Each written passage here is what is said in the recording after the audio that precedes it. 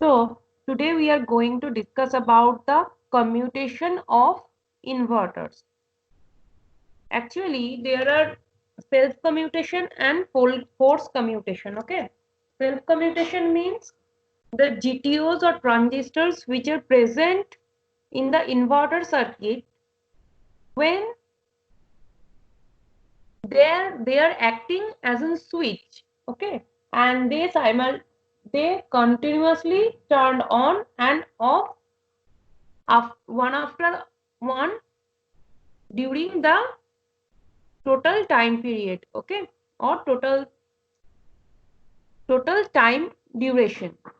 Now, although the transistors or GTOs are used as a switching device for the low power applications, but for the high voltage and high current applications, it is necessary to connect them in series and or parallel combinations, and this results in an increased complexity of the circuit.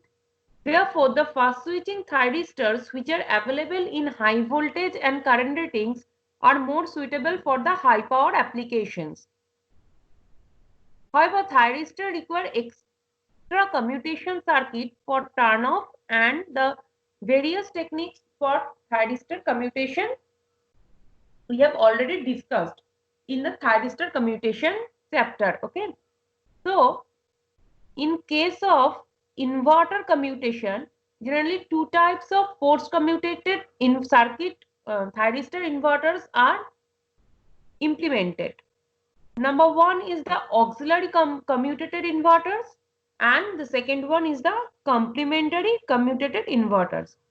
As at first we discuss about the auxiliary commutated inverters. Okay, here we see the circuit diagram of a single phase auxiliary commutated inverter. Okay, here we see a single phase full bridge thyristor inverter using the auxiliary commutation.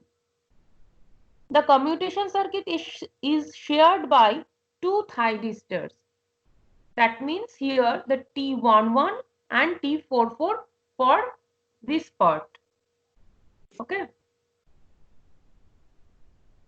let us assume that the thyristor 1 is conducting and supplies this thyristor 1 conducting and it supplies the load current IM, and it is instantaneous in nature as it is AC, and the capacitor CM is charged to VO with the polarity as this is positive and this is negative.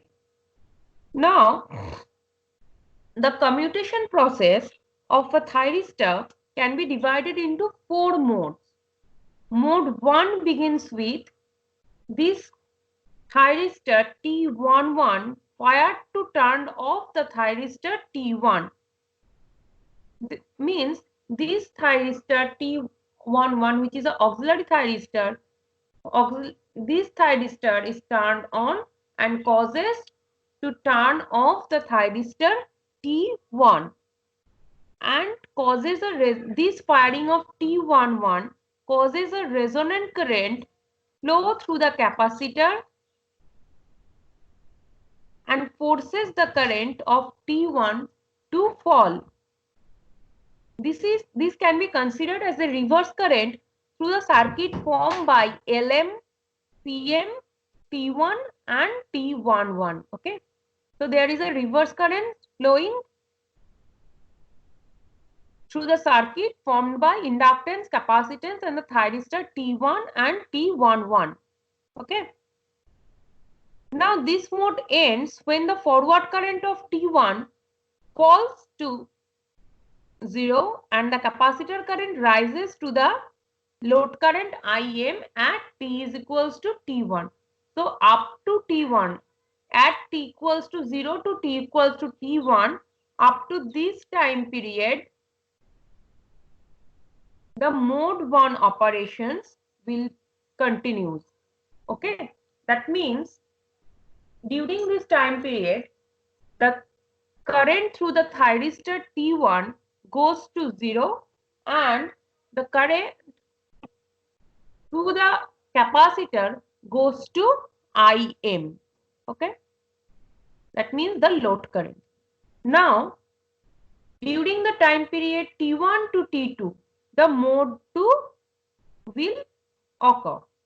Now, this mode 2 begins when the diode D1, this diode D1 starts to conduct and the resonant oscillation continues through LM, CM, D1 and T11.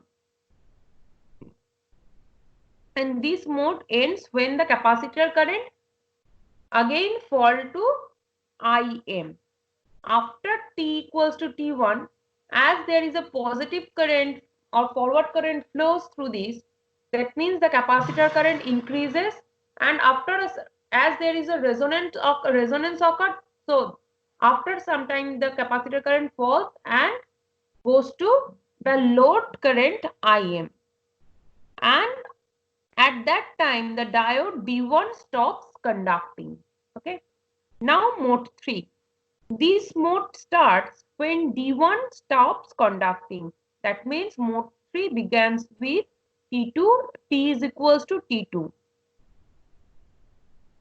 And the capacitor discharges and recharges through the load to an approximately constant current of Im. So this mode will continue at T equals to T2 to T equals to T3 and tends to overcharge due to the energy stored in the inductor Lm. Now, mode 4. This mode 4 begins with the D4. This D4 is in forward bias. And the energy stored in the inductor Lm is transferred to the capacitor, causing it to overcharge with respect to the supply voltage Vs. And this mode ends when the capacitor current falls to 0 and the capacitor voltage is reversed in polarity. That means this voltage goes this. This is mode 1 for capacitor voltage minus V0. After that, mode 2, it becomes minus 2 plus. This is for mode 3 for constant discharging and recharging period. And after that, when the current falls to 0, the capacitor voltage becomes reverse of the original polarity. Okay. Now, the capacitor is now ready to turn off T4 if T44 is fired. Okay. And this method of inverter, that means single phase auxiliary commutated inverter, is also known as McMurray inverter. Okay, and the equations related to this circuit is given here, that the available turn off time or the reverse bias time, that is TQ, is nothing but under root of Lm into Cm whole into pi minus 2 sine inverse 1 by x. What is x? X is nothing but V0 by Im under root of Cm by Lm, and V0 is Vs plus Im under root of Lm by Cm. Okay. So here we already know that in an inverter the load current varies as a function of time, and the commutation circuit should be designed for the peak load current. Okay, and the capacitor voltage, which depends on the load current at the instant of commutation, increases the voltage and current ratings of the device and components. Okay, now we are going to discuss about the complementary commutated inverters. This is the basic circuit of complementary commutated inverters. Okay, here we see that the two inductors L1 and L2 are tightly coupled. Firing of one thyristor turns off the another thyristor in the same arm. If thyristor T1 is turned on, consequently the thyristor T2 is turned off. Okay. This type of commutation is known as a complementary commutation. That means one thyristor complemented the purpose of the other thyristor.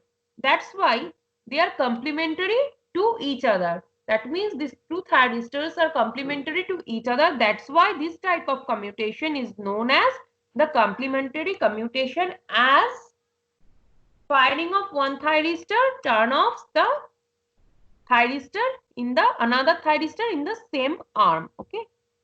Now the principle of this type of commutated inverter is called the McMurray-Bedford inverter, and this circuit operation can be divided into three modes. This is mode 1, this is mode 2, and this is mode 3. Okay. Now,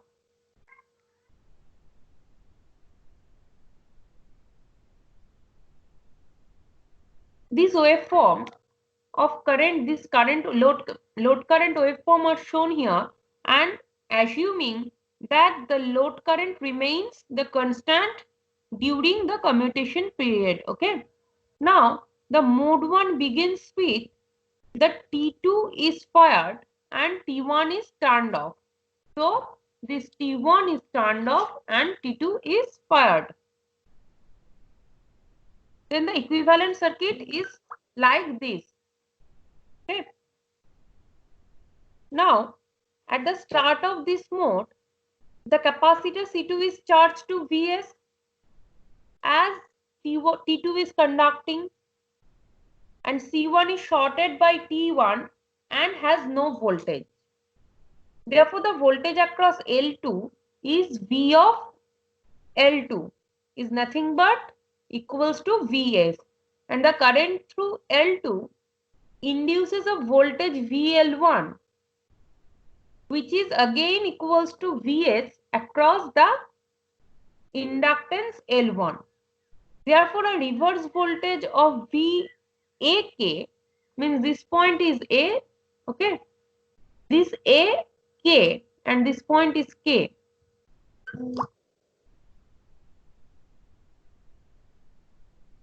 Is nothing but Vs minus VL1 minus VL2.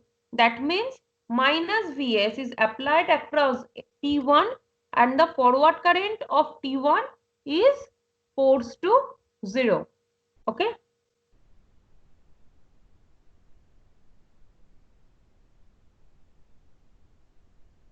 VAK is nothing but Vs minus VL1 minus VL2. We again already know that VL1 is equals to VL2 is equals to Vs. That's why cancelling Vs and minus Vs only remains. That's why V of AK is nothing but minus Vs, and which is applied across the thyristor T1. Now the current for mode 1, that is the I1. This current is I1, continues to flow and instantaneously becomes 0, and I2 rises to the level of the instantaneous load current, that is I2 is equals to nothing but Im, that is the maximum load current. Okay. Now if we assuming that the C1 is equals to C2 is equals to Cm, and by completing the loop around this C1, C2, okay, and Vs C1, C2, then we get the equation 1 by Cm integration IC1 dt plus Vc1. Vc1 is nothing but the initial voltage of capacitor at t equals to T0 minus 1 by Cm integration IC2 dt plus Vc2. Vc2 again the initial voltage across the capacitor at t equals to 0, which is nothing but Vs. Now we know that Vc1 at t equals to 0 is 0, as the thyristor T2 is conducting here, and Vc2 is at T2 is T equals to 0, which is nothing but Vs. That means from this equation, if we put this, we get that Ic1 is nothing but Ic2. Now using the Kirchhoff's law in this point, so we get Ic1 plus Ic2 is nothing but equals to I1 plus Im. That means Im minus Ic1 plus I1 minus Ic2 is equals to 0. That means this becomes Im plus I1 is nothing but 2 Ic1. Now Ic1, as we know that Ic1 is equals to Ic2, that means Ic1 equals to Ic2 equals to Im plus I1 by 2. We already assumed that L1 is equals to L2 is equals to Lm, and completing the loop, considering this loop L2, T2 and C2, okay, this loop, we get the equation that Lm di1 dt plus 1 by Cm integration Ic2 dt minus Vc2 is equals to 0. And putting the all initial conditions, we get that I1t is nothing but 2Im cos omega t plus Vs under root of 2Cm by Lm sin omega t minus Im. What is omega? Omega is the resonant frequency, that is equals to 1 by under root of 2 Lm into Cm. Okay. Now what is the voltage across the inductor? The voltage across the inductor L2 is nothing but VL2T, which is equals to VL1T, which is nothing but again VC2T, which is Lm di1 dt. Here we put the value of di1 and omega di1 only, and we get that the value of VL2T is nothing but, that means the instantaneous voltage across the inductor L2 is nothing but the Vs cos omega t minus 2 Im under root of Lm by 2 Cm sin omega t. Okay. Now the reverse voltage across T1 is Vakt, which is nothing but Vs minus 2 VL2, and we put the value of VL2T, okay, here. Okay.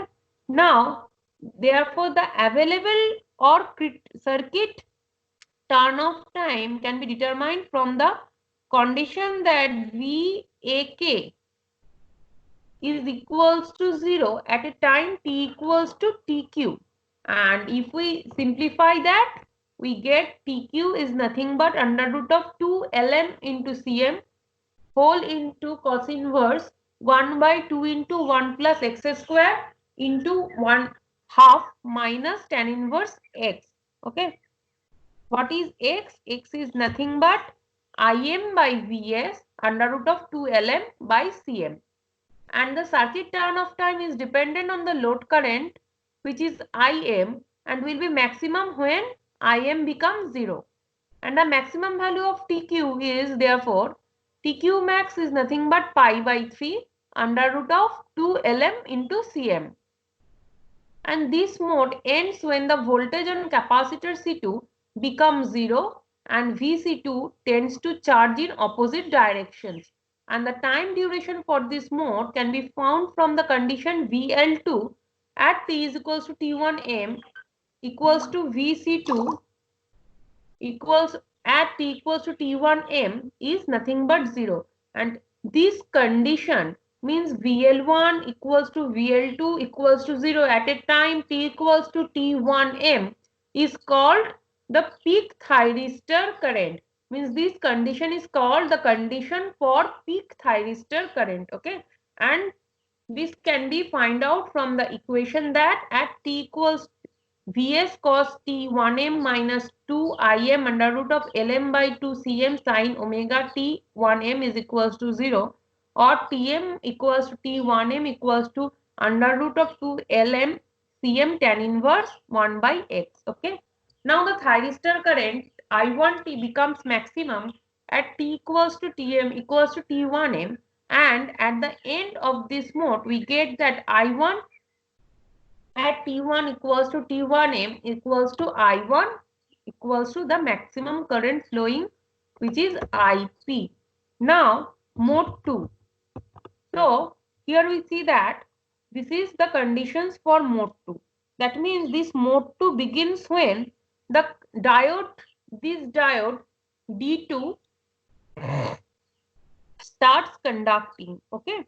Therefore, the energy stored in the inductor L2 is lost in the circuit formed by D2, L2 and T2.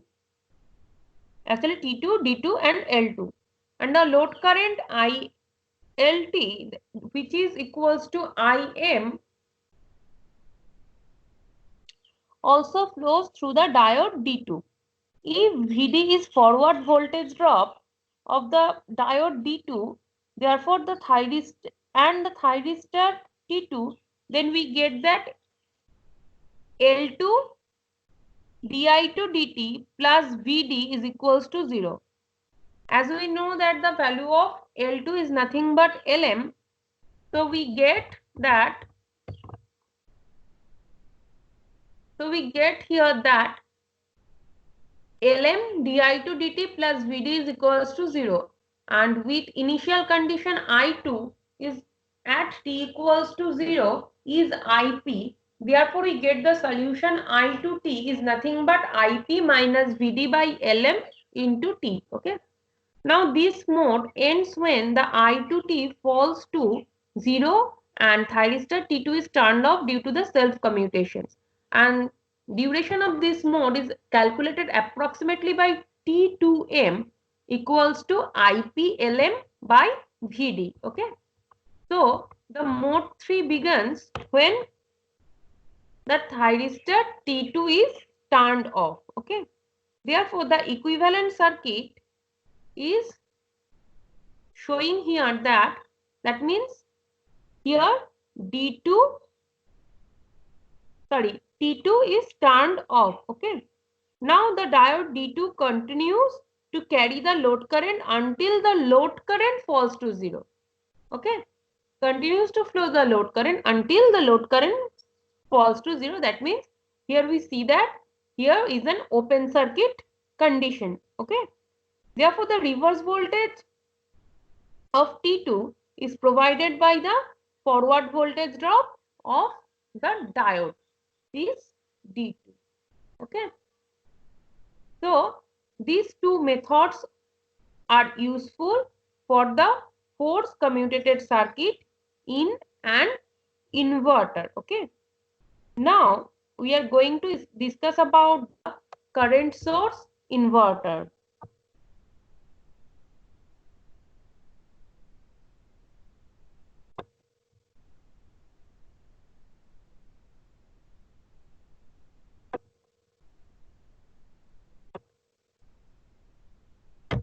So we have already discussed about the VSI or the voltage source inverter. Okay. In this discussion, we are discussing about the current source inverter. Okay. Here, input voltage is maintained constant and the amplitude of output voltage does not depend on the load. However, the waveform of the current as well as its magnitude depends upon the nature of the load impedance.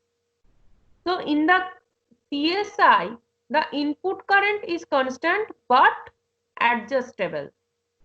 The amplitude of output current from CSI is independent of the load. However, the magnitude of output voltage and its waveform output from the current source inverter is dependent upon the nature of load impedance.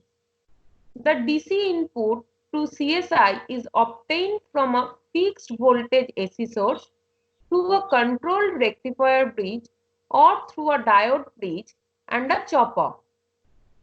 Now, in order that the current input to CSI is almost ripple free, therefore inductor filter is used before CSI to neglect the ripple. That means to suppress the ripple, we used inductor filter before the current source inverter. Okay.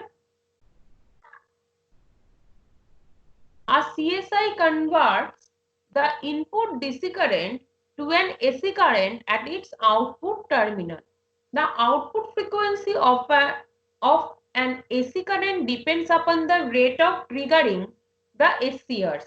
The amplitude of AC output current can be adjusted by controlling the magnitude of DC input current. A current source inverter does not require any feedback diodes, whereas these are required in a VSI. So, this is an advantage of current source inverter, that it does not require any feedback diodes, and it also reduces the costing. Commutation circuit is also simple and it only contains the capacitor. As power semiconductors in a CSI have to withstand reverse voltage devices such as GTOs, power transistors, power MOSFETs, and cannot be used in a CSI. So, the applications where the CSI, that means the current source inverters, are used are the speed control of AC motors, induction heating, lagging var compensation, synchronous motor starting. Now, here we are discussing about the single phase CSI, means the current source inverter with ideal switches. Okay.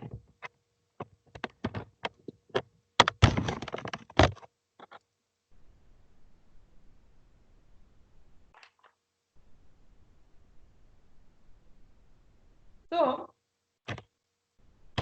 here we see that a single phase CSI with ideal thyristor. Okay. Here a thyristor is assumed that an ideal switch with zero commutation time. So, this requires no commutation time. And the positive directions of the load voltage VO and the current IO is shown here. Okay. Now, the source consists of a voltage source E and a large inductance L, as we already told that before using CSI we use an inductor filter to reduce or to suppress the ripple content. Okay. So, and a large inductance is series with this voltage source. Now, the function of high impedance reactor in series with the voltage source is to maintain the constant current at the input terminal of CSI. Okay. That means the DC input current I to CSI is constant. This current is the input current to CSI. Okay. Now, when the T1 and T2 is turned on, the load current IO is positive and equal to I. When this T1 and T2 is positive, the load current, this I is flowing through T1 load, T2 again go to the source. That means it's positive and equal to I. Now, when the T3 and T4 are turned on and T1 and T2 are turned off, then the load current, this T3 and T4 is turned on and the load current flowing through the T3, T4 and the voltage source and the inductor, and therefore the load current becomes negative and equal to the minus I. Okay, that means for this time period minus I during the time t by 2 to t.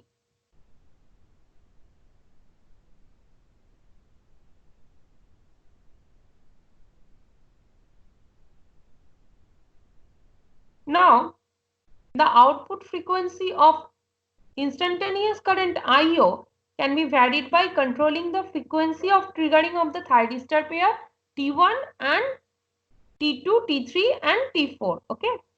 As we know that the pulse width modulation technique, if we apply here the pulse width modulation technique, therefore we can control the frequency of the output current by controlling the frequency of triggering of the thyristor pair T1, T2 and T3, T4. Okay. Now, if we assume that the load consists of a capacitor, we know that what is IO? IO is nothing but C into dVO dt. Now, as IO is constant, therefore the slope dVO dt must be constant over every half cycle, and this slope is positive. This slope is positive during the 0 to t by 2 and negative from t by 2 to t. Okay. Again positive, then negative. Again positive, then negative. And this continues. So, the DC current I, which is input to CSI, is always unidirectional.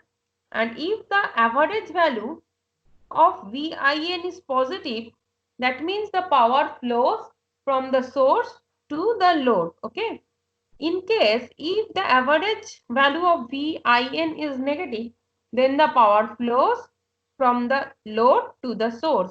That means the regeneration of power takes place. Okay. Here we see that the output current is in square wave. But in case of practical inverter, the load current waveform is not a square wave owing to the fact that the rise and fall of current can't be instantaneous. Okay. So on account of finite commutation type, here we consider that the commutation type is time is 0. But in practical case, there have some finite commutation time. So in case of practical inverter, has finite times for the rise and fall of the current. Okay. Now the CSI means the current control inverters may be load or force commutated. Load commutation is possible when the load power factor is leading, and for the lagging power factor we used a forced commutation, and here single phase CSI is using forced commutation. We have studied, we will be studied in next class. Okay. And the commutation use of commutating capacitor also is an important feature of the force commutated CSIs. Okay. Actually, we generally, in case of our daily life, we see that there is a lagging power factor. Okay. That's why we already know that in case of lagging power factor loads, force commutation is done. That's why we will discuss in our next class about the force commutation of CSI, single phase CSI. And in case of force commutated single phase CSI, a capacitor is used, and this commutating capacitor is an important feature also. Okay. So that's all for today. Do you have any question?